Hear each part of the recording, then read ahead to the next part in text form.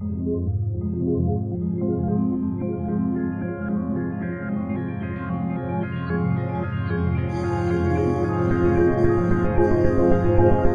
is Red Ice Radio, a beacon of sanity from Northern Europe. RedIceCreations.com. Welcome everyone, glad to have you with us. My name is Henrik and this is Red Ice Radio, the program where we cover a lot of different topics and subjects. I hope you take the opportunity to also tune into some of the other programs that we have available for you on the website RedIceCreations.com. Our archives go back to 2006. Cliff High, along with his associate George developed the WebBot, or the WebBot project, in the late 1990s. This is an internet bot software program, or a web spider, that originally was designed to predict stock market trends. However, it was eventually developed into something different, and now it's claimed to be able to predict future events by tracking keywords on the web. In 2009, when Cliff last was with us, we covered how the WebBot worked in great detail, how the technology works, a few small details about the algorithms, what sources they use, etc. A very interesting program, I think, and this is still in our archives if you want to go back and listen. Today, however, in the first hour, we are going to get Cliff's take on something completely different. We are going to discuss the story of mass arrests. If you have been following this, you'll know that author and speaker David Wilcock have been talking with a whistleblower, an alleged insider by the name of Drake, about the US military and the top military brass in the Pentagon and their secret plans to arrest people in high places, corrupt politicians, bankers, etc. Basically, all those who have been subjecting people to financial tyranny. Connected to this story is also Benjamin Fulford, a former with Forbes magazine who have been reporting and writing from Japan about the Yakuza and the White Dragon Society and their supposed opposition to the Western royal families and the Illuminati. Tied into this is also material about the severity of Fukushima being downplayed, and we are going to get Cliff's take on all of this and much more. Before we begin here, I just want to mention a few things so that you know what's going on here. The following story that we are going to begin talking about here today is something that I've been getting quite a bit of email about lately. People want to hear more about it. They are excited and curious, and they want us to cover it here on the website, and that is definitely understandable. There are some pretty big claims being tossed around here, if I can put it that way. And if true, these claims needs to be questioned. We need to raise some issues and some points around these claims in order to try to understand them better, I guess that's what I'm saying. But I want to be clear in the beginning that we have now tried several times to get David Wilcock back on the program to give us his take on things. We've tried at 4 different times with one of his contact people, or maybe just the one contact person. I'm uncertain about that, but sure, I mean, that's fine. He's busy, we're busy. It doesn't always work out to connect and get together and do a show about it. So although we want to, have him on here first to talk about it, it hasn't panned out this way. We've also tried to contact Benjamin Fulford many times now without any success so far, to also get his take on things, to give him an opportunity if he's interested in doing so, in sharing his story with our audience here. So we do want to cover it and we do want to talk about it. So today we are going to do that, but we are going to cover it from a different perspective, a different point of view, one that is more critical of the claims made both by Benjamin Fulford, David Wilcock, and Drake, the so-called whistleblower. I wish we could have done this chronologically, if you will, start from the beginning and up, but it didn't work out this way this time. So anyway, we have Cliff High with us on the line to talk about this and to give us his point of view on this very interesting and important and somewhat complicated story. So again, I just want to make it clear that this is not intended as an attack on any of these people personally. We've given them plenty of opportunities to come on the program if they were willing to do so, to discuss it, and in fact they're still invited if they want to come on to talk about it, if they so please. So it's an important story, and it's okay to look critically at it as well. This needs to be done, This is simply about questioning the material being presented and the ideas, or rather the approach, I guess, as well. We'll get into detail about this. But and I saw this, by the way, on Cliff High's website as well, halfpasthuman.com, that he posted kind of a similar little disclaimer there, clarifying that this is not an ad hominem attack per se. This is about questioning the material that we have been presented with. So, with that, welcome back to Red Ice Radio, Cliff High. It's good to talk to you again. Thank you very much. Very good indeed, yes. Thank you. There's been a lot of unfolding and a lot of buzz around this story, and we do want to get your take on it. And I guess in the beginning here, you could lay out as much groundwork as you feel is necessary to be able to explain it for some people. The story is long and it's drawn out. It's been unfolding over a couple of months now. There are some much longer than that. It actually goes back several years now with Benjamin Fulford's, I would say, creeping development of the story, beginning with his initial attacks on the powers that be. If I can start right in here, what I'll do is I'll jump back then. And I first became aware of this because I'm a martial artist, and and as part of my work with Half Past Human, on a personal level, I have flags in my spiders that bring me new and interesting stories about martial arts, especially because I'm looking for particular developments in that realm. I had spiders specifically looking for new language combinations relative to the martial arts, and they brought me this interesting thing about this guy claiming that there were 10 million dojos around the planet with 100 million fierce martial artists ready to go out and stomp the shit out of the powers that be. And I thought, okay, fine. I'm a martial artist. I've been in the martial artists from judo at age 11 all the way through various forms of karate, both Japanese and Korean, all the way up into Aikido, and I've been doing this pretty consistently. I'm 58 years old. You do the math, it's been a long time. No dojo I've ever been in would any of the people I have been involved with in that dojo stir themselves to attack anybody on the orders of any of the powers that be in Japan that Benjamin Fulford were claiming were on his side and we're going to do this.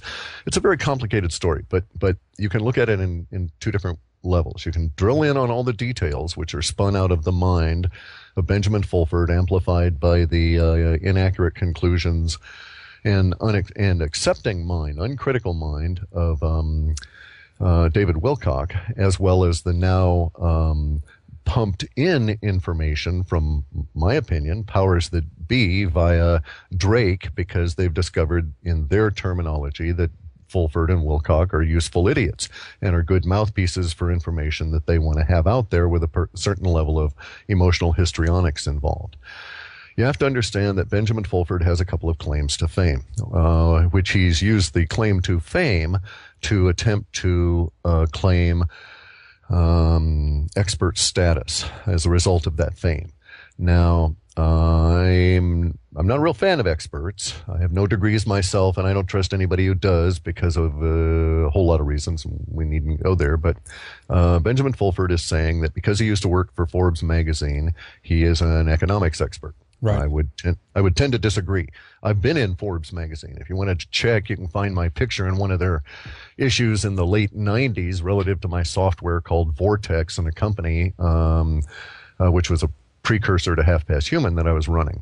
And they put me in Forbes magazine. As a result of being in Forbes magazine, I had to investigate it. Bear in mind, I'm not a financial or money aficionado. I came into all of this kind of stuff through the software and science world, and sort of stumbled into this component of reality. And so Forbes magazine calls me up. They say, hey, we want to put you in there. And I think, oh, Forbes, yeah, that's right. I've got this image in my mind of Forbes magazine equaling something like an American version of The Economist. And that could be no further from the truth. I mean, it is the opposite end of The Economist. It's the People version, People magazine version of the economics world. All they do is take your picture, pump you up, pimp you out, and slap you in there with a few hundred other whores for all of the other Wall Street guys to try and come and feast on you. And that's the whole point of Forbes magazine. All they do is collect information. They are not an intelligence outfit. They are an information collector for other people to come on in and eat up. Quite literally, they're part of the predatory capitalism thing. But so Ben Fulford, all he had to do was to be a personality spotter, not in any way an economics genius. So it's not surprising that the scheme or idea that he's presenting, in my mind, is grossly inaccurate in its view of reality, because he is not an economics genius, in my opinion, and the information he's presenting, that there's this whole new, I'm going to encapsulate it in a nutshell, and we go into the details. Good to do that, I think. Yeah, his idea is that there's the Yakuza, the Japanese crime syndicates that are honest criminals, honorable men who are criminals and don't make any bones about it, are going to get together all these 10 million dojos and force the powers that be to accede to being arrested in their tens of thousands, and their whole money scheme is going to be replaced by this giant gold-backed money scheme run by the Yakuza and parties that are unnamed but go by the name of the collective name of the Dragon family. And is this the White Dragon Society, basically? Correct, exactly. Many names in this thing. And again, I'm encapsulating and boiling it down to a thick syrupy mass, and we can get into the details later, because my point is the details are actually immaterial. They do not matter because the whole thing is fictional. But my point on this is that his idea is that one money scheme, the current global petrodollar, euro, transnational forex managed scheme, will be replaced by another one in which money will rain down upon the masses of the people, and the powers that be will disappear overnight. That kind of a deal. So it's in my mind, it is yet again another external savior myth. Which is what they always hook us humans with. Doesn't matter if it's religion, science, philosophy. If you look deep enough, you'll find someone in there promulgating the idea that something outside of us is going to save us. And if you look at Ben Fulford's language, which I do because I'm a linguist, you'll find that throughout his entire message for the last couple of years has been this idea of the external savior coming to save us, and he's sort of like the prophet of all of this. Now, what has occurred is a relatively common phenomenon, and that is that someone with an uncritical mind and also a certain amount of fame, and that's David Wilcock, has latched onto Ben's story. Now, we have to understand that David Wilcock is not ill-meaning. He's not mean-spirited. Is it fair to call him uncritical, though? He's done some really good stuff. No. It is quite fair to call him uncritical, and I'll explain why. Okay. In my opinion, it is fair to call David Wilcock uncritical because his approach seeks for success. He said he vetted Drake. Well, he sought to prove that Drake was who he claimed. Therefore, he stopped as soon as he found the first piece of evidence that validated something in David Wilcock's mind, that Drake was who he claimed. Now, if any person in our reality that is based on having to go on out, for instance, and sail around to the planet or build a road or craft a building, knows you don't stop at the first point that proves your theory. In fact, your whole point in vetting someone or vetting a process is to disprove them. And I'll explain why. If you set out with the idea that you wish to disprove them, then if you fail, you succeed because they were legit. But if you succeed, you succeed because you've proven that they were a fraud, or that your theory was fake, or it was a invalid way to approach reality. Mm-hmm. This is, in my opinion, the approach of a rational being in our reality. You set out with the idea of saying, I can't trust this. Now, David Wilcock always sets out, in my opinion, with the idea of validating, finding the evidence to validate his opinion when he sets out. So he did not attempt to vet Drake, in my opinion, nor did he ever vet Fulford.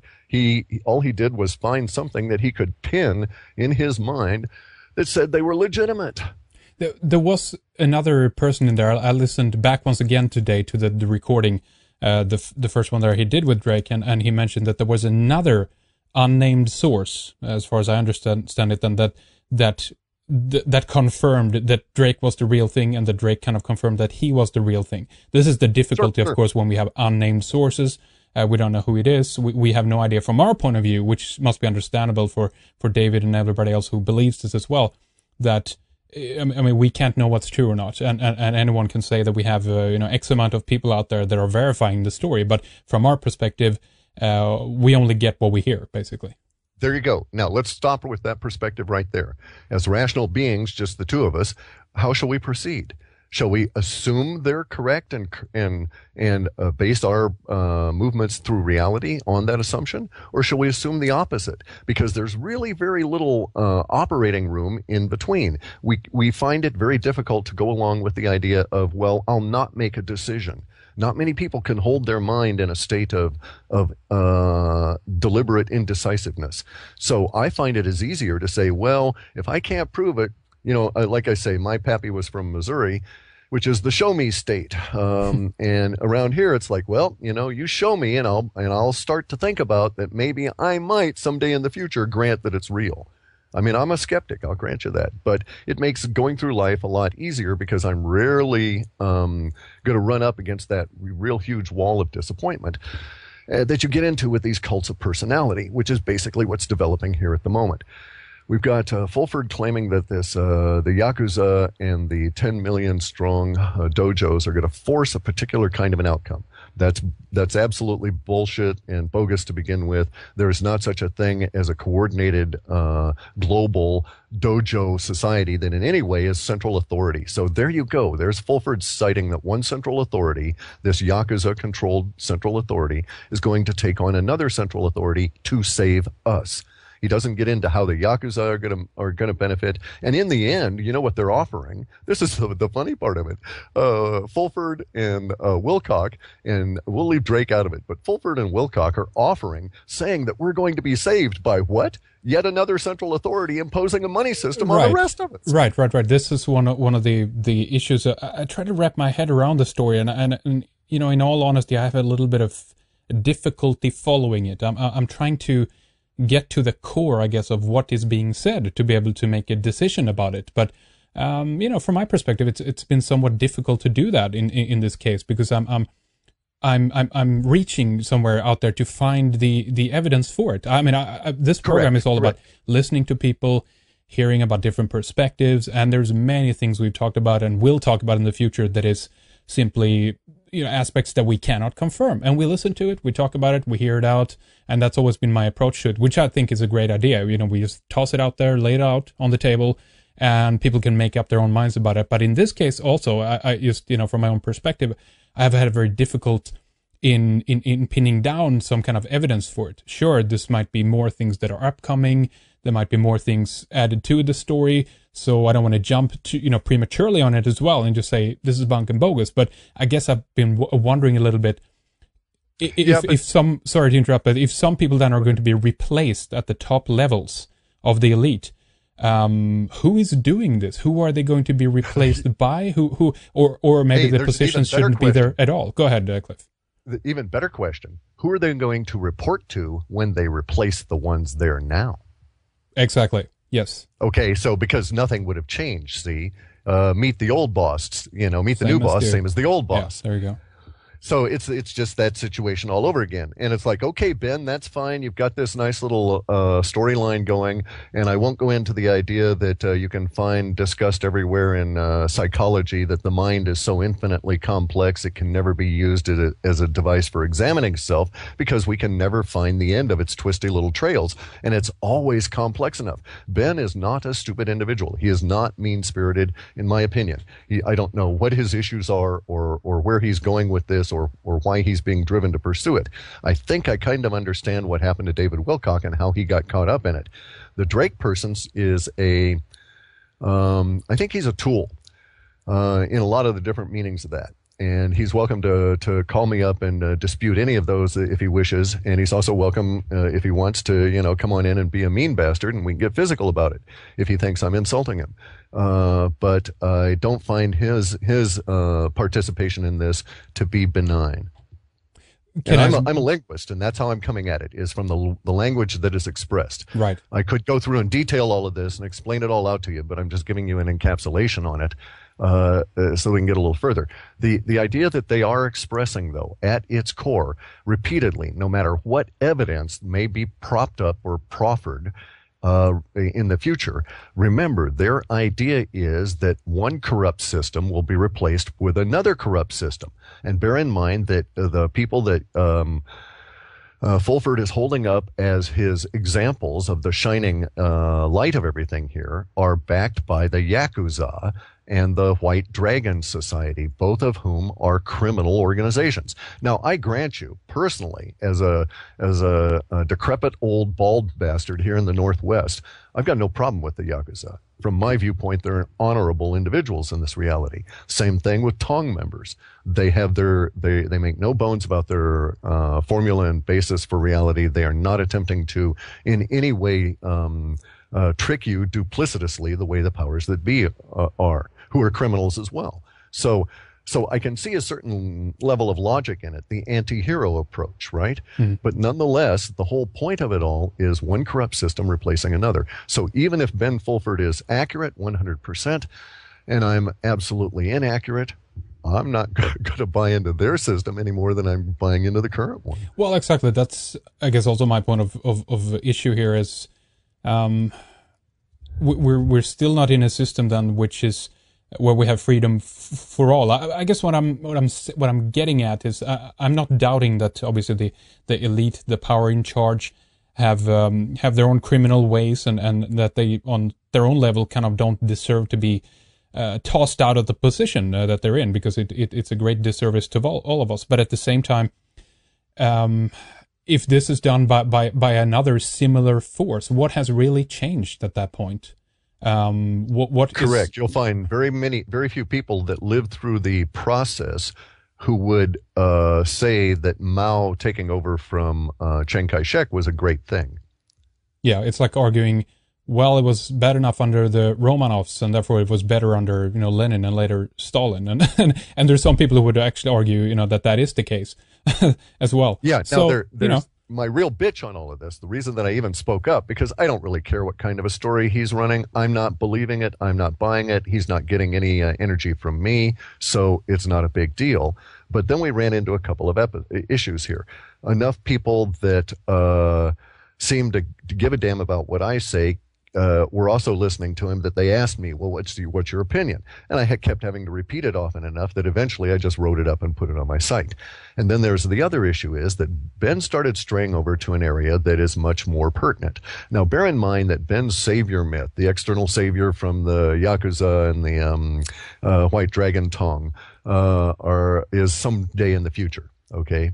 There's never a date given. It's just someday. All of it's very vague as to when it's going to occur. It's all happening now, but yet it's not actually materializing. And it's a big planet, so it'll take a long time for it to affect any of us.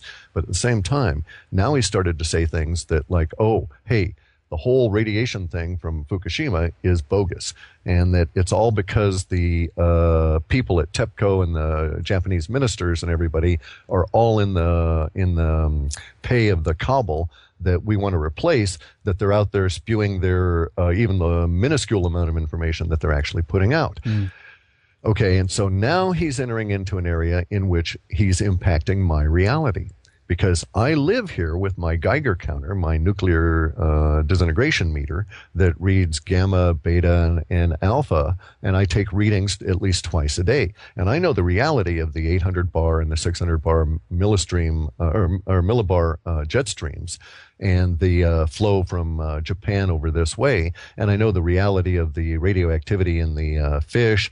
I've got a lot of friends of mine all up and down the coast here, all the way up north into Alaska, all the way down south into California, all coastal guys. And we're seeing all kinds of strange things in the animals. The planet around us is changing.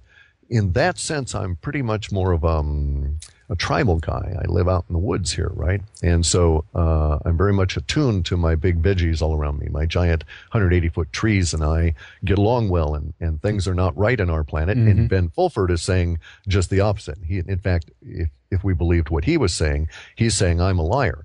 So I had to say to him, flat out, man to man, as honorable a being as I could be, expressing myself as factually and as honorably as I could, without saying any attribution to motive. I told him, I think you're lying. that I don't think you've ever had a Geiger counter in your hand because, and if you did, how do you know what the background radiation was before the episode?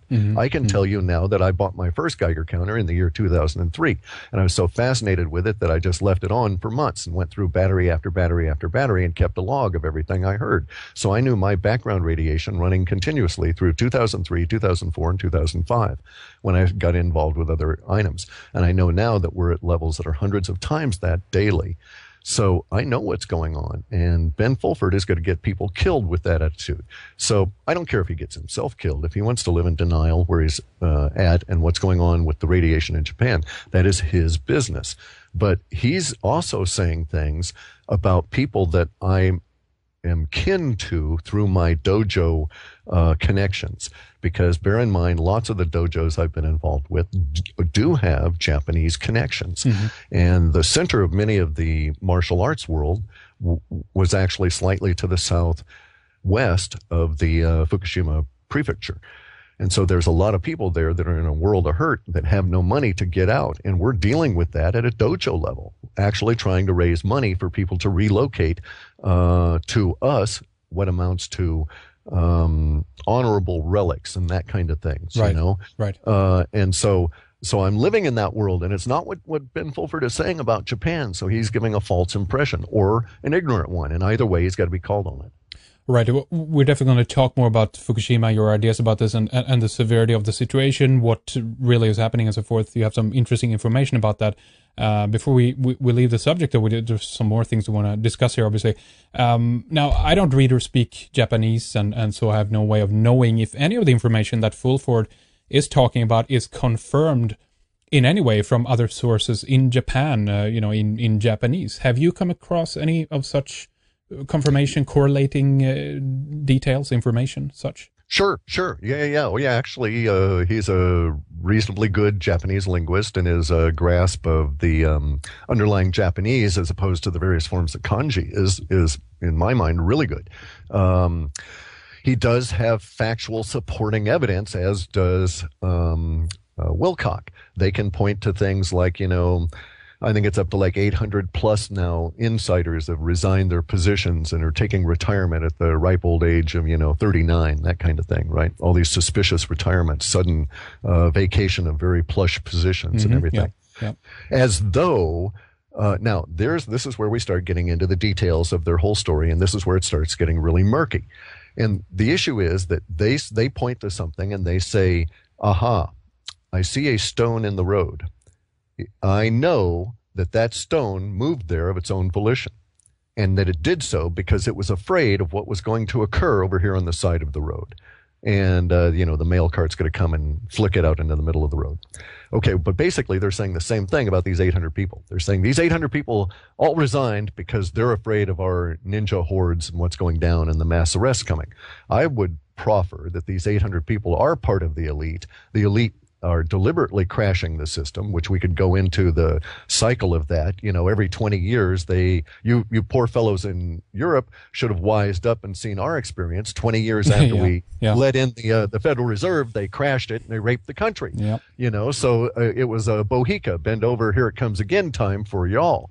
And so, if we let the central bankers get into the Middle East, 20 years from now, they'll rape the Middle East and own all of their land. And as soon as the central bankers get into China in a big way, 20 years later, there won't be a Chinese thing left there. It'll all be owned by somebody in Israel. So, it's just one of those situations. The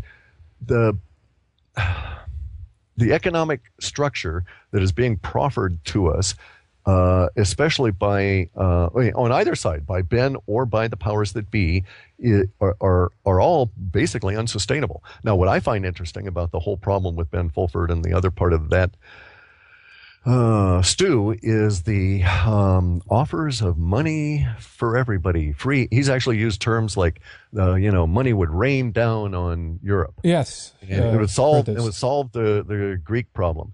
And what they fail to understand is the basic underlying principle that we all operate on. And by the way, they have factual information. There are trillions of dollars of bonds, U.S. Federal Reserve bonds, supposedly secured by gold that were indeed legitimate. This is the same scam that hit Germany in the 20s, though. okay, when their central bank crashed them. There were all these bonds that were suddenly appearing that were people were trying to crash or cash. Basically, the scam is this. The Federal Reserve Bank goes over to China at the time of a war that they engineered going on, World War II, and they say to all these rich Chinese, you know, you're going to be overrun by the Japanese here. We know for a fact you're going to lose all your property, and you're going to lose everything you've got. But we will loan you all of this money based against these the gold, and we will secure your freedom in a Western area where you won't have to worry about being shot as a warlord or, you know, a local domineering bastard, and have all your goods taken away from you. And so they get all the gold from the locals. They take it back over to the Federal Reserve, just as Ben Fulford and David Wilcock are suggesting, and they give them these bonds to be redeemed at a later date when the whole world is settled down. And oh, by the way, when you give us your gold, we'll promise to give you back more gold because we're going to make a lot of money with this. And that itself is a scam. What everybody fails to recognize is, okay, let's stop and state that Ben Fulford at one point is actually saying that the Federal Reserve is an honorable institution, which is bullshit, because Ben Fulford and David Wilcock are saying that the Federal Reserve stashed this gold. What they don't understand is that there are people that do assays of the various minerals on the planet, and they can tell you down to basically the tonnage level as to what percentage of the crust is this mineral at this point on our planet's developmental history. Now, I maintain, as an aside here, that the expansion of the planet changes those ratios dramatically, and we're in one of those periods right now. Mm-hmm. But nonetheless, the premise is that Ben Fulford and David Wilcock think that all the gold that the Federal Reserve stole from all the Asians in World War II, especially the gold stolen out of the Philippines, is stashed somewhere in big caves. And they're willing to listen to anybody that says that they've been in those big caves and they've seen these caves because they want to believe it. The real fact of the matter is the Federal Reserve had that gold. It did issue those bonds. And what it did was it sold that gold as soon as it got its greedy little hands on it. And then later on, it conned somebody else that it sold that gold to out of that gold and sold it all over again. And that's part of how it works. That's the whole banking scam. And if you'll note, there's a specific level of tonnage of gold on the planet, and all it does is change hands. Now, they do have accuracy. Getting back to the original idea of or do they have evidence? Well, yeah, there is evidence. There are these bonds. But then to a certain extent, they're saying, yeah, there's evidence that the feds are crooks, but we know they're honorable because they stashed that gold and it really exists somewhere. And that's where it all breaks down. Those bonds will never be honored, just the way they were never honored in the 1920s. And you can actually find a lot of economists that will argue that it was the phony bond surfacing that triggered the hyperinflation and the crash of that economy, just as we are having right now. Very curious. I want to talk more about this, the idea that the system is being crashed intentionally. This is very interesting. There is a lot of talk about the Pentagon, personnel, I guess, then within the military and potentially within other places in other institutions in positions of power that in some level seem to organize according to the some of the argumentation points raised by the people we're talking about here, which also is very difficult to verify, of course. It's some. Okay, let me stop you right there. Yeah. There is a component to this, all right? And I'll be a stand-up guy, and I'll reveal a lot of stuff about myself that I would really rather not. But to be fair, Fulford puts his face on YouTube, and I'm not willing to do that. So I'll put a bit of my history out there. Okay, Fulford and Wilcock are claiming that there's a lot of guys in the military that are going to run out and arrest banksters and politicians and throw them all into basically what amounts to some kind of a trial. And we'll have show trials just like we did with Stalin and this kind of thing. And it's going to all happen without a revolution. And it's going to all happen, and these individuals are going to tell Ben Fulford and David Wilcock specifically ahead of time so that they can inform the rest of us. Warn and say, stay calm, it's all right, it's okay. Exactly. Right. Okay, well, that's all bullshit too. My dad was a lifer in the military, okay? My dad was inducted into the U.S. military prior to the Korean War through the draft process as a result of being displaced from Missouri, where his father killed himself when my dad was age 6. My father blew his head off with a shotgun in front of the family because of what the banksters did to him. So there's a bit of personal history to tell you why I have this anger. Okay, now my dad, later on in life, was displaced yet again because of banksterism, and goes into the Korean War. Okay, from that point on, he's a lifer in the military because he's found his niche. He's a warrior. I'm a warrior. I mean, it's in our birth patterns. He chose one route. I chose another. I wouldn't go into the military because I realized what the racket is. But let me take up to sort of a modern day kind of a thing. My father was good at his job. He got to the point where he was taking over regiments. He was like a regimental commander, brigade commander. I mean, he was a lieutenant colonel. He got promoted, field promotion from enlisted in Korea, and then took over and saved all these people. They wrote him up, this kind of shit, right? So he gets promoted all through the ranks. We get it as a result of this. I got my ass dragged all over the planet and saw weird shit as a kid, and I grew up as a military brat. And so, you kind of talk about disengaging yourself from the matrix around you. How can I say that, I've ever disengaged myself when my entire life, until I was about 16, I lived off of that, right? Through my dad's effort there. Nonetheless, so he gets up to the point where in 1968, he got a big promotion, 67 actually, and he was promoted to Lyndon Johnson's staff as a lieutenant colonel on his way to full bird and heading out to general, right? And they put him in charge of something, and we can go into it if you want. We need not bother. But he was the military liaison between the White House and the operation that we came to call the Chicago Democratic Convention and all those riots and all of that business, right? Okay, within days of the completion of that and debriefing, he left. He quit. He volunteered to go back to Vietnam for the third time to get the hell away from there. And life was never the same for any of us in our family. And so so I know the military. I lived through the Cuban Missile Crisis in a bunker because of what my dad did and who he was. I'm the son of a lifer, a guy who chose that from the ranks. Not one of the guys who came out of West Point, not any of that level of the officer corps, right? So I saw it from the rough side. And Ben Fulford's lying. Those guys in the military are in a bind. They may indeed want to do this. There may be individuals that would want to do this.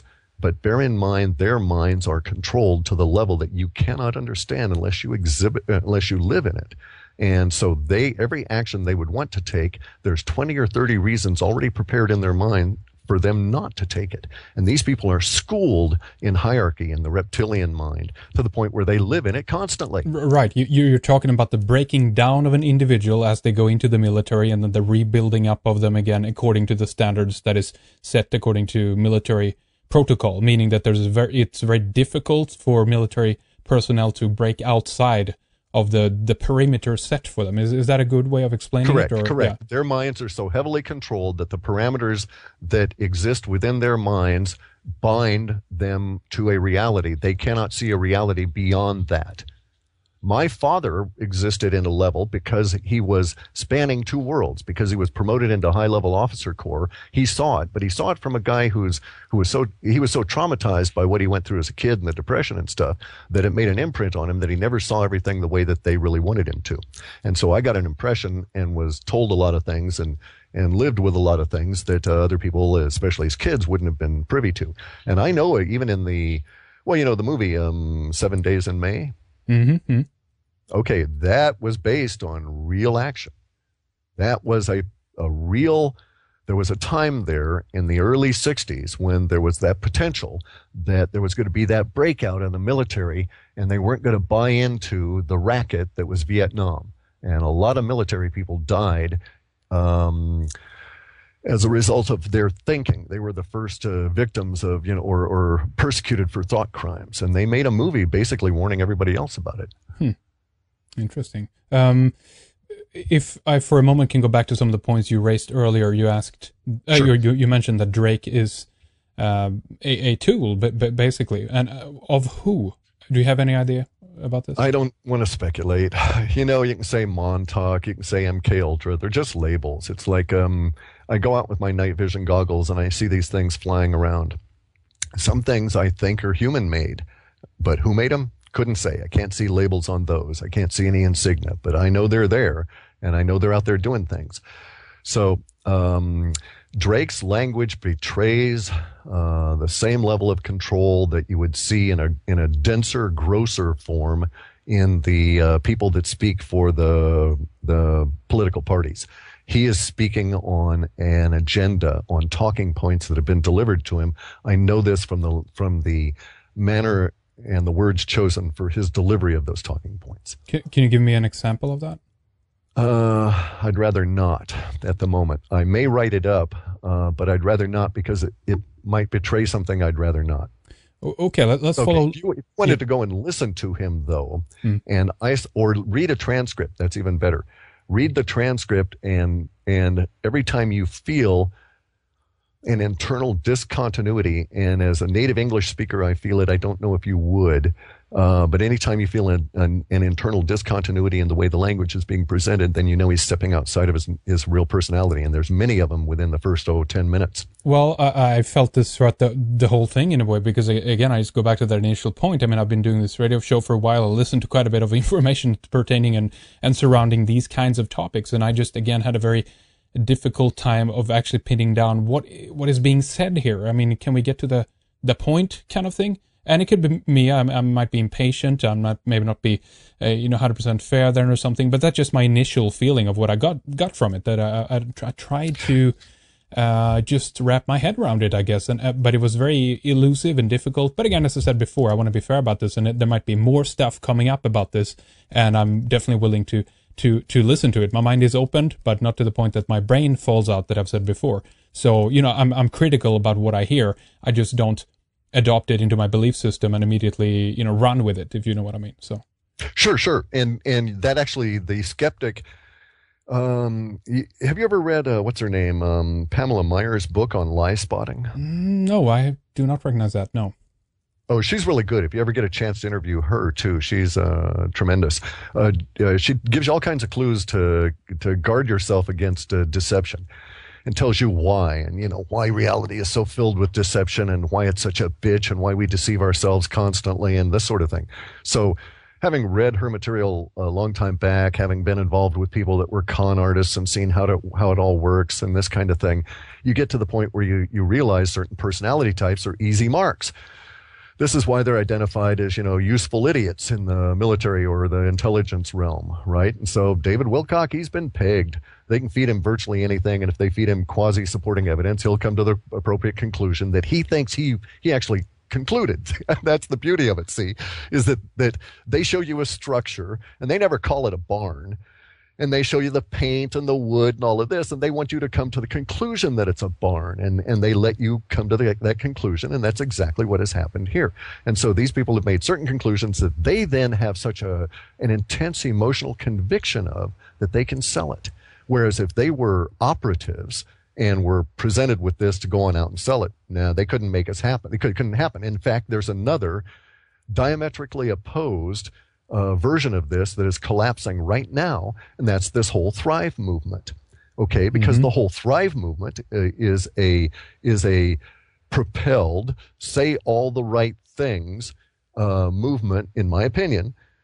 Not I'm just saying this is my opinion from looking at the language. Okay. They're saying all the right words, and yet there's absolutely no emotional conviction in it at all, and it's crashing, and it's not taking any kind of weight because the people behind it they don't buy it. They don't believe it. They're not able to sell it. It's a collective work. It is not a point of individual passion. And you need that individual passion anymore to be able to sell things these days, because people don't buy the idea of collective works anymore because of the nature of the change of individuals ever since the internet came on, and that's a whole nother discussion. Okay, let's follow along in your line of thinking and discuss two other points here then. What would be, one of them is, what would be the point of this? And this kind of dovetails with another question that I have that goes into how far up this goes in the ranks. I know we kind of touched upon that before, and you're somewhat reluctant, or it's difficult to say, but do you think that they, the elite or whoever is behind this, then whoever provided, let's say someone like Drake with this kind of level of information, or are they worried? No, Drake is a guy who would work for my dad. he would have been a guy that would have been working for my dad, no question. So somebody like my dad, a lieutenant colonel, maybe a full bird, told Drake what to say. All right. Okay. It's on that level as far as we know, but that order could have been given from further up as well that we don't know. Correct. But, and where the chain goes, that's why I don't answer why questions. I can't say what their agenda is. None of it makes sense, okay? Let me ask you this. Why are they pumping out hundreds and hundreds and trillions of pounds of aluminum in the air, in the chemtrails? There's many different explanations, but there's no real clear understanding of why. We know they're doing it. It's almost undeniable anymore by anyone other than the willfully blind. And it's actually gotten to the point now where our biosphere is dying. We have a local tree around here called the madrona that is dying as a result of aluminum poisoning en masse. The madrona trees are just croaking right and left. They're just not going to survive. It has nothing to do with the freezing of the past years, has nothing to do with the weather. They're aluminum sensitive and they're all dying. The whole species is disappearing. It won't be long before our species is gone. We're aluminum sensitive too. So why is it occurring? I don't answer why questions because of the speculation involved. And speculation, like we see with Wilcock and Fulford, leads us into areas that are not productive. Of course, but it does imply something. It probably means something. But the fact is that we can sit here and speculate and say all day what that means, and even come up with scenarios that never was on the on the agenda to begin with. But correct. And that's why I annoy the crap out of my wife and people like George Ure, is because I don't like to think that way. What I would rather think is, okay, I see them doing this. I see them polluting my environment with aluminum. How am I going to respond? Rather than waste my time figuring out what they're doing it for. I know there's also other things up there. Morgellons came down by way of the chemtrails. There's other issues going on involved, and it's highly complex. And I could, if I wanted, spend a lot of time thinking about it, but we don't have that time. We now have to start thinking in my opinion, in terms of how am I going to respond. All right, more on that in a little bit. What I'm getting to here is that, or what I want to ask you again is, do you think that it means that whoever gives the order here are in some level afraid? I don't know if that's the correct word of grassroots movements, that they do want to try to destabilize this. I mean, inherently, I'm more suspicious, Cliff, and this is what I'm getting to, that we have a number of things unfolding throughout the last couple of years here. Occupy movement, WikiLeaks, Anonymous, that are like, whoa, wait a minute. These are big organizations in a way that are vastly changing the geopolitical landscape and people's minds out there. And so I take a step back and just look at this and say, wait a minute now, who's behind this? Why? Okay, right. Go ahead. That's what I would say as well. Okay, the who's behind it and why. But actually, let's dispute first off. Let's not make I'm very self-critical, okay? I can barely stand myself as a human, let alone anybody else. That's why I'm a hermit of the woods. And that's quite true. That's quite true. I'm extremely self-critical, and that's why I'm very annoyed when I run across people like Wilcock and Fulford, who are very talented and could be great beings, in my opinion, but they're not self-critical, and so they don't analyze themselves and their own motivation and stuff. But that's another aside. Okay. So the nature of what we're doing, though, is you're making certain statements that are not true. WikiLeaks hasn't changed the nature of our reality. Okay, it came off. It has a big splash. It was a nice show for a while. There's all kinds of drama involved. What's the net result? Ain't shit. We haven't heard anything that changed anything. None of it went to any level of fundamental change. It was all at the same kind of fake change that the Minions and Obama and these kind of people keep pumping out. And that's my point. That is my point. Okay. That it's a fake truth. It's a fake kind of revelation coming to us. But go ahead, Cliff. Oh, okay. I was just going to confirm that, you know, and then when I go back and I finally say, okay, what's going on here? Because I expected more. Bear in mind, I had these guys pegged. I knew that we were going to enter into a huge period of release language, and I got all kinds of shit from the world for saying so months in advance. And that release language jumped me. It started 3 days earlier with the launch of that ICBM off the coast of California, and then we hit that 63-day period where WikiLeaks came out and we had all the brouhaha. And I expected that it was real. And then I discovered, oh man, I'd been sold a bill of goods in a sense, because as a person, I read the data, saw the forecast, but I actually thought there was something underlying it as opposed to just the big propaganda brouhaha to keep us all distracted. Make sense? Mm-hmm. Okay, so I was my own victim. So I'm saying let's not be our own victim here. And so I'm agreeing with you. Both of these things, the Occupy movement and this kind of thing, Not the solution. They're distractions. WikiLeaks is a distraction. If WikiLeaks comes on out and tells me that they murdered Pope so-and-so and they did this for this reason, and that the space alien agenda has been involved in the Catholic Church since back when, and every single one of these military patches that we see in the NASA things that have green eyes go directly to the space aliens that are controlling the intelligence agencies out of the Navy's largest intelligence base, which is in Kansas. Then I would say, okay, WikiLeaks is starting to tell us something that is useful, that is meaningful. But all this drama about Hillary and the other elites and getting us focused back on the celebrities and stuff, fuck it. I don't care about them, you know? Mm-hmm. They can go rot in hell. Ratzinger, I don't care about as a person. He's an evil bastard, and I have a personal history that goes back to the Catholic Church in Germany that we can go into some other time if you want. But as an individual, he's not worth killing. You know, he's as much a stooge as the guy who wants to be king of the planet. What's his name? Not Michael. David Rothschild. Mm-hmm, yeah. These people have their strings pulled. I used to when I was still working software in the 90s there, and I was all wrapped up in my projects and stuff. I got really irritated because it looked like the bastards in the political realm. This was when I didn't really grasp what was going on. Bear in mind, okay, I was still fascinated by my mind's ability to invent things and was just pursuing that. And so I kept stumbling across this stuff. And for a while, I was really pissed at George Bush and all these guys, right? And because they were taken and they were going to kill my people, my friends, the people I grew up with in the military, my cousins. We lost more men in my family in Vietnam than, I'm one of the very few that are left. I'm a survivor in that sense, but I'm the remnant of the DNA line because so many of us got killed off. And so I have this personal thing about these individuals being thrown into harm's way when they are just brilliant, creative people that can go on out and we could fix the damn planet if we weren't focused on killing somebody on the other part of it. And so I got really irritated at George Bush. But George Bush, I actually went to the trouble of investigating it. And this poor twisted being, was shoved around and maligned and maimed by the satanic bastards that are his parents. And, Right. So we are a gigantic planet. We are a dysfunctional family. And we need to face this at a personal level. So my heroes now are like, my personal hero is like Michael Tessarian, because he's grasped at least the central core of this. Now, I can't let go, and I'm a failed individual in many levels, so I'll never be as good as he is. But he grasped the only thing you can really hold is your consciousness. The only thing you can do to save the planet is to mold your consciousness on a daily basis, continuously. Right. David Icke grasps this as well.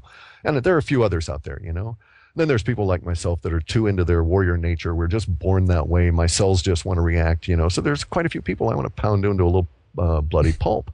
I can't help it, and I feel bad for myself, and I apologize. It's not a good thing, It's not a thing for an Aikidoist, but I've got to be honest. I've got to take the Bruce Lee route and say, the hardest thing on the planet is to be fucking honest with yourself. The second hardest thing is to express yourself honestly. And so I've got to say I've got that in me. And so I live out in the woods, and I deal with that because I am not someone that you would put into a situation. And so, I will do things. I will withdraw when I know that my contentiousness is not going to aid it. And thus, when I don't control them or involve myself with the Webbot forum or the Webbot radio guys, those things sprung up on their own. They interviewed the Thrive people. They asked me to participate. I went so far as to provide a couple of questions, but I did not participate because I know that I would not have let it go, that I would have taken that Foster Grant fellow there, and I would have, or Foster fellow there, and I would have just gnawed on him and pulled on him and tugged on him, and it would have been contentious, and it would not have aided anyone, and I don't know that it would have even aided me in getting closer to the truth. Yeah. And it would have irritated everything, right? But there's, again, it's like the Wilcox and Fulford thing. There's a vagueness, there's a morass, a softness that you can't come to grips with, that you just keep disappearing into. It keeps retreating ahead of you when you get involved in all this Thrive crap. And so I know it's not, let's put quotes around it, real. And what is evidence to some will not be that to others. We're all different. We have different of opinions. We're all, we have a different approach to life, a different philosophy. This is just the nature of how things are. I don't ever think we can sit down and like agree, yep, this is the way it is or should be done or should be handled. This is simply about, scare me. Exactly. I know. Because then I know we'd be absolute mind control Borg slaves under a central authority. What I really like is contention, aggravation, release language, all kinds of crap happening all the time everywhere, such that nobody really has a handle on it. So I know that the political parties, they're criminal gangs being run by a guy at the top that says you all do this, And the media, let's call them what they are. They're propaganda whores, That's right. And boy, they get rewarded really well. It's like, okay, Wolf, you and the guys over at Fox News and stuff, enjoy yourselves. I don't want to be dark and foreboding and stuff, but you're not real individuals, and you will discover this when you die, and it's just not a good thing. And there's, you have all of these, if you want to get really bizarre about it, you have all these religions out there and spirituality approaches that say, do this, do that, and do this and everything. What's their whole point? Well, they're all talking about this point of transition that we all call death. Well, why do you think the Catholic Church went to such a great trouble over centuries to destroy the indigenous populations? They didn't really care about the indigenous populations. They want them as slaves. They wanted to preserve them. But what they had to destroy was the knowledge and the processes that were involved in the shamanic traditions. Yep. And from my viewpoint, from a personal viewpoint, I'm like an internet shaman, okay? I've gone that route. I've gone the psychedelic route. I've gone the meditation route. I've seen that shit. And you can believe me or not, does not matter. I can say the words and just grin, and you can see my smiling face here as I say them to you. That, I've seen the other side. I've seen the bardo. From this perspective, I have seen the bardo. And you bastards are not going to like what you're going to find there when you suddenly look around and see that huge mass of karma you're dragging, And people have come back. I'll tell you, people have come back from the dead and talked to me in that position when they're in those 49 days of the bardo. And they've told me about it. And there's no words involved, and you can't get into it in a word way. But again, fear goes away if you're an honorable being here. So in many regards, the Yakuza that Ben Fulford holds up, those individuals that are murderers and killers and so forth that are working out their own twisted karma, they will have far less of time in the 49 days in the bardo than Wolf Blitzer and Hannity and George Bush and these other bastards. I feel for them. It's an individual journey, a path that the self must walk and discover, and anything is possible in the beyond, I think, in that way. And I think what this will be or mean to different people will be different depending on how we've lived our lives and what we try to do and how we try to better ourselves or not, to go against the grain, as it were. But let me just go back a little bit more here. We're going over a little bit on the hour, and that's fine. We need to talk about some more things here before we finish up on the first segment here. But let's go back to the resignations thing. That people are laid off, people are fired and such. Murdoch's empire is partially taken down. Strauss-Kahn is hanged out to dry. Lehman Brothers goes down. Is this consolidation of power, do you think, that we're seeing in the world right now? There's certain trends there that you're correct. There's a certain coagulation to a thick syrupy mass as you move into the Depression. That occurred in the 30s and occurred in 1890. It occurred in 1861. So yeah, that does happen. However, what we're also seeing here is the Fulford and Wilcock pointing to an aggregation and saying that all of this aggregation occurred for a single point of a view that they have. So, for instance, there were a lot of these resignations, the 800 and something, that occurred last year. Early last year, and some that occurred for personal reasons, some that occurred for reasons people being arrested. So a lot of them are not of a central motivation. However, there are enough central motivation, resignations, and other strange things going on with the elite, some of which have been tagged by Wilcock and Fulford for their evidence, that I grant you there's a wave of change going on out there that they have at least had the perception to see. Make sense? They're attributing a certain level of action and motivation to it that I would not, but they're seeing it as I do. Right. I think I understand what you're saying. Are we just being? There's this idea of I heard Wilcock mention that there is a lot of people out there just spreading fear, and I guess from his point of view, maybe he's trying to inject some level of positivity as well into all of this. I mean, are we just being pessimistic for not believing what we're being told here? What's your take on that? I don't know. I don't live in that world. I live in a world with what we could say is righteous or real suffering, where beings die, where they get sick, where they spend 10 years dying. So I live in a world of suffering. So the idea that, the birds are going to sing and the sun's going to come out in perpetuity, the chemtrails are going to stop and free pie for everyone. No, I don't buy it. Anybody's telling me that has got something to sell. My dad had this saying once. Let me see if I can recall it. He said, life is shit. Anybody telling you different is trying to sell you something. And he's correct. Now, admittedly, that was after his third tour in Nam, and he'd seen some stuff he'd rather not. But he's quite correct at that. There is deserved suffering, right? I get a saw blade through my leg. I must suffer the consequence of that act. There is no instant cure for that. You just got to go through it. So I don't live with that kind of mind, and I cannot reconcile myself to that view. And I actually won't have it, just as I won't have in my presence, I won't have the crap from the TV. It's bullshit. It's as much a lie as the Fulford shit. Why should I stand here and listen to that when I know it to be untrue? People want to believe also very bad. We're now in bad need of something positive news right now. So I think that's also a tendency maybe why people are. I'm not saying that everybody is jumping on this, or even if they are, that they're 100% wrong. That's not what this is about either. But there is a need for some positive news in all this, because it's quite depressing out there at the moment, right? Oh, it's depressing as hell. It's very interesting, listening to you about this, Cliff, getting a different take on this story.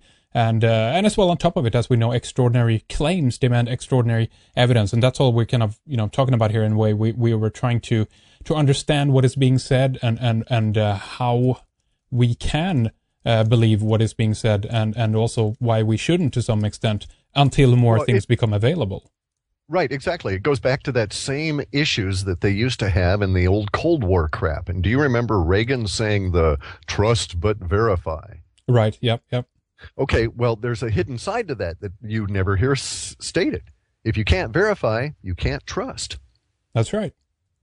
Okay, so I can't verify any of the stuff that Fulford is saying about, or Wilcock, or any of these people are saying about unnamed sources. So I can't trust any of them. But we can believe. Right, correct. Now, and also, let's. I don't really need to get into that level of it, but it's really true that we do need positive news, that we are in a huge level of very depressing facts coming to light simply because of the huge amount of the internet, and the fact that you have a disparate level of awakening people, a growing number of awakening people that will find different parts of the awakening process to be intriguing to them, so they'll root out different things that the rest of us haven't seen, and they'll bring it to our attention, and the whole thing seems just huge and giant and overwhelming. And it's all quite true.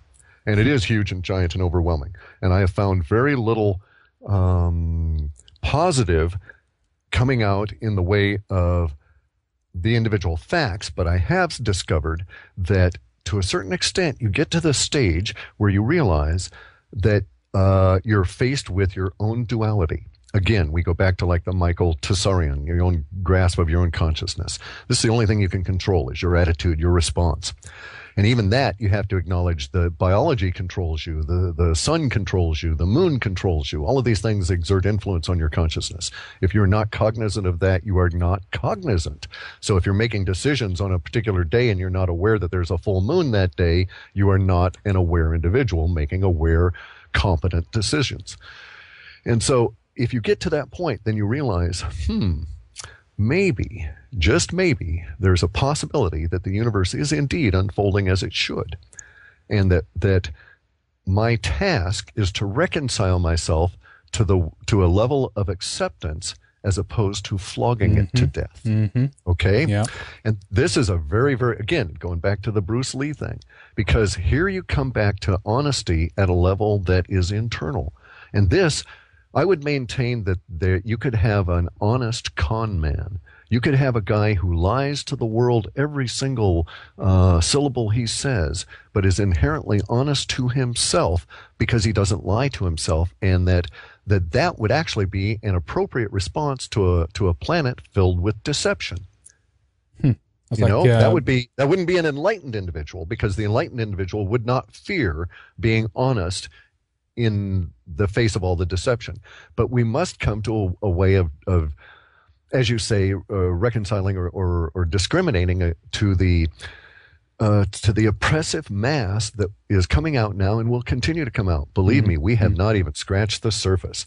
I know stuff that makes me weep. I'm a 58-year-old guy, and I'm pretty tough, right? And I've been turned into an emotional basket case by the stuff that's coming out about what the Catholic, Anglican churches and their master, the crown, that is to say the queen and her husband, have done to the indigenous population just north of me here in British Columbia. And I won't go into the details there, but they closed down some orphanages up there. And the Catholic Church did everybody a huge favor before they closed down the orphanage. They had 20 feet of soil hauled in to cover up the entire grounds of the orphanage, 20 feet thicker. Right. They had layers of cement poured into the basements of those buildings. And they had real good reason to do that. This kind of stuff, this level of knowledge, cannot, in my opinion, you're not all that human if you're not affected by it. And I don't know that I want to know you if you're not affected by it. So we are in an oppressive state, but there is something we can take out of this. And that is that I have not willingly participated in any of this as an individual. I may have willingly, as an individual, participated in the structure that allows such things to exist and continue. But from the point of my discovery of that, I no longer participate. And so I can be honest, and I can have acceptance. I can acknowledge my depression. I can get a certain amount of resolve out of it. And I can seek for what happiness has allowed me in this universe. But I, as an individual, have never assumed, probably because of the tortured nature of my own childhood, that happiness was offered to everyone, or was that everybody deserved it. Or not deserved it, but that the planet was supposed to deliver it. Makes sense? There's a lot of people that are sold that. 1950s around here, in the 60s in the United States. I didn't live here in the United States then, so I wasn't influenced by the TV, but I saw that stuff later as reruns, and it's like, wait a second. They're telling you here that, this whole 1950s structured cube world is basically the same crap that's in the Catholic interpretation of the Bible. And by the way, if anybody really wants to hear what the Bible actually has to say, there's this marvelous guy out there, Mario Biglino, who was paid by the Vatican to translate the Bible from the actual source material. And he translated 23 books of it. And then one day he found out what they were doing with his translation and said, enough, he's not participating, and they canned him. But talk about a linguist. This guy is just beautiful to listen to, even if you don't understand a word of Italian, just the passion in his voice. But he's out on YouTube, and you get a real understanding of what's been going on, of what's happening here. And we need something, I grant you that. I'm not the person to ask for that, because my role on this planet is not that. I'm more on the dark side. It's very difficult when we're being when we end up in these different isms that promise us a certain set of experiences as we come to this planet. I guess I could say that everybody deserves this or that. It's the same thing with socialism, that they offer you some kind of egalitarian paradise. It is not equal in that way, and there's nothing, as far as I know, that says that life is supposed to be just. It doesn't mean that humanity shouldn't strive for it and be fair and all that, but as we come here, there's no instruction about that, as far as I'm concerned anyway. But what about the argument then that thoughts, intention, and what we choose to focus on creates reality? If we only focus on negative aspects, this is what is going to manifest itself in our lives. We're going to end up in downward spinning spiral because of it. So on. Okay, well, that's true at a very facile surface level. Okay, that's true at the positive thinking produces positive results, law of attraction level. Okay, and I can argue on a energy level why that happens, what happens when the karmans get that intention going on out, and why that has an immediate and facile surface shallow result, and why it fades. And none of those are really pertinent because anybody who cares to try the experiment cannot keep it up. They can't have the law of attraction continue without it resorting. Well, basically, you're talking about the same thing that the powers that be do, but they really know what's going on. You want to have that law of attraction stuff work. You want to have it continue and supplant have universe provide you with glory, riches, wealth, and everything you want. Then you've got to crawl into a dark hole in the middle of the night on a particular spot on the planet. With moss and darkness around you, a barely flickering candle, and you've got to take out a knife and you've got to cut an infant open and consume part of that being. And you've got to do it at a particular time under a particular ritual situation. And most of the people that do that, we call the elite. And they can work it because it's that level of magic. So intent... I could also argue that, okay, that's bullshit on one level because you can't tell me what your next thought is going to be. You can't tell me when you're going to have an aha moment. You're not going to be able to tell me when you're going to be able to have a burst of creativity. Therefore, you're not in control of your own thoughts.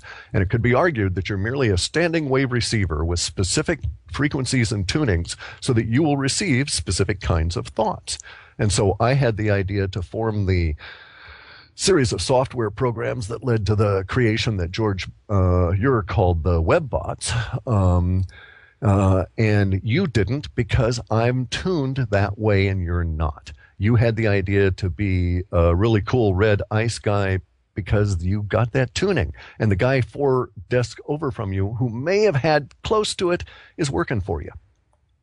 So we have that idea that the decision to move your arm comes from somewhere else. We actually don't have any free will. This is just, we're just based on the impulses. Go ahead. It's much more complex than that. Much more complex than that. You have to understand that you don't control where your mind does not, at the level of consciousness, as far as your little c consciousness in your body is concerned, it doesn't control where the skin ends and the atoms of air begin. Okay, so you're not in control of your body. You have no absolute control over that. The most you can do is to these crude levels of control of feeding it or not feeding it, breathing or not breathing. And even then I can argue you can't not breathe.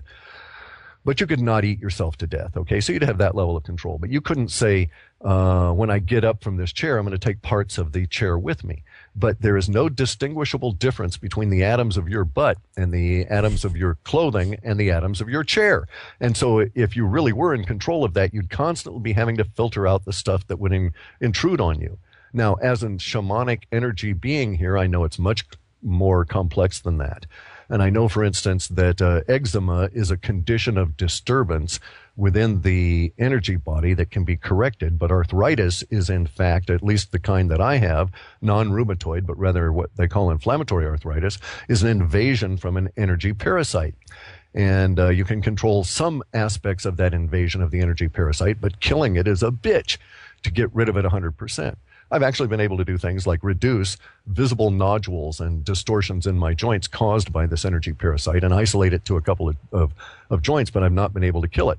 But I was able to cure 100% eczema that had existed for 20 years once I caught on to how all this stuff works. Further, I was even able to describe it in such a way that a woman told her 5-year-old daughter, I believe, how to do it, and she was able to cure her own eczema just because she was so innocent. She didn't know better, and so she meditated on it and figured it out and cured it. So the world is not as we are told. The idea that you can decide I'm going to have nothing but positive, harmonious thoughts is bogus. I would defy that. And in fact, such a state of continuous bliss is not life as I would describe it. Life requires necessary suffering, ups and downs, continuous, disharmony, if you will, and struggle. And that's the point of it. Now, you can get into the Buddhist level where they say, well, there's the universal consciousness, the grand universal consciousness, and all the shades of consciousness down to the thick, syrupy mass that is the condensate that is your body. Because your body is also conscious, independent of you. It will keep breathing even if your consciousness is separated from the body under certain circumstances. So drugs only separate your consciousness so far, but I know people that can meditate so much that they can drift away so far that they won't breathe without a minder. And so you've got to get them back to the level of their body. So they have really good consciousness, much greater than the anesthesiologist could deliver. So I'm sorry, I just don't buy it. You know, right. I could do that. I actually have faced the choices. You know, shall I take this path or shall I take the other? And I chose to go the dark route because of certain things. But I could have done the intention route. I could have done the intentional sacrifice and gone the media propaganda horror route. I've had that offered to me and had it presented, and it wasn't attractive to me. So it was a waste of time for me because of where I am and that kind of thing. But because that was exposed to me and I saw it, I know how that works. And it's dangerous, and people need to be advised of that. It has blowback. All right, interesting, really good. And now I want to get into more detail about Fukushima in the second hour, but I know that there's something you want to kind of detail here before we wrap things up with the first hour. So let's do that right now then, Cliff. Sure, real quick, and I really appreciate your hanging on for this. But because we can go into all the reasons I've had troubles with the data and so on later on, but I have 2 points of interest about Fukushima. And let's just say Fukushima and or also other nuclear events. And I have 2 particular dates, and they're July 10th and December 14th. The linguistics that I have for July 10th indicate that they're going to have a big shock, an energetic response, a giant noise on July 10th relative to the nuclear situation. So my mind at this stage is pegging that to Fukushima. There are some indications that Fukushima is involved as well, but I don't have a surety just yet because I'm early in the process. I also, though, do have a temporal echo for whatever occurs on July 10th will either reoccur, be abated, or be controlled on or by very close to December 14th. The word that's associated with the December 14th occurrence is resolution. Not in a good way, though. And that's basically because I've been asked, was there anything in the data? I thought I would get it out in this portion of the interview, and I thank you very much for that. Absolutely. Well, we're going to talk more about it, obviously. The website is halfpasthuman.com. Where do people go to find out more about the analysis that you guys are doing there? If you go to the upper right-hand corner, you can see about our processes and practices. They've got a column of various rants and raves and other sorts of articles, some of which you can pick and choose, some of which have good stuff in them, and others I'm just blowing off steam. And then we have our reports, and if you're desperately poor and you're a regular human and you can't afford it, you can always ask us for a report, and we'll send it to you for free. But please, everybody needs to bear in mind, we've just discovered how egregiously we've been ripped off by these giant corporations that were circulating tens of thousands of copies of our reports. I won't go into that as well, but so I'm giving them away for free, but if you could not rip us off, it would help everybody's karma. Absolutely. Go to the process page that Cliff mentioned there up in the top right corner and scroll down. You can get the latest ALTA report right there and read more about all these things, of course. And we're going to talk a little bit more about these aspects in the second hour and what some of the language, if you will, is pertaining to Fukushima. It's going to be interesting. Stay with us, Cliff. Thank you for this first hour. halfpasthuman.com. We'll be back with more in a little bit. Next, with Cliff High, we are going to get into more detail about Fukushima, the radiation situation, and what kind of language that Cliff has been getting from the webbot relating to this nuclear disaster. We are going to discuss Stuxnet and the connection to Israel when it comes to Fukushima. We are also going to discuss a very unorthodox approach as a potential fix for the problem with Fukushima. Cliff goes into the work of Dr. David Anderson about creating a time bubble around Fukushima, around the reactors. With time-closed loops, we could basically bombard Fukushima with time. We could effectively be speeding up the half-life within the bubble or the closed loop. And by the way, Dr. David Anderson, who claimed to have worked on time travel research and time control, has completely disappeared off the radar, it seems. Later, we discuss artificial intelligence versus an alien artificial intelligence. Our thoughts and reality is being shaped by language to a certain degree. Cliff also shares his opinion on the movie Thrive, and much more that we can outline here right now. We are going to proceed for another 2 hours.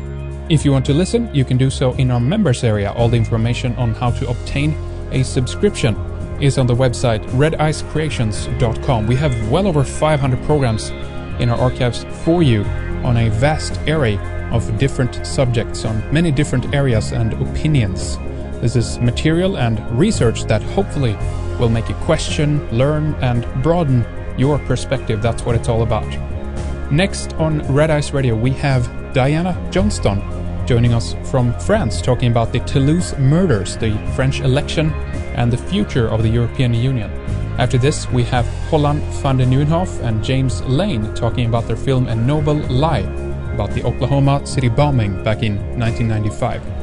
Then after this, we have Tom Horn, Louise Turry, Dean Clifford, John B. Wells, Ian Crane, Neil Kramer, Richard Merrick, Nora Gedgaudas, Britti and Tom Secker, Richard Grove, Winter Lake, Alex Newman, Peter Haldorsson, Eric Karlström, and Jordan Maxwell, to name a few. But right now we are going to continue for 2 more hours with Cliff High.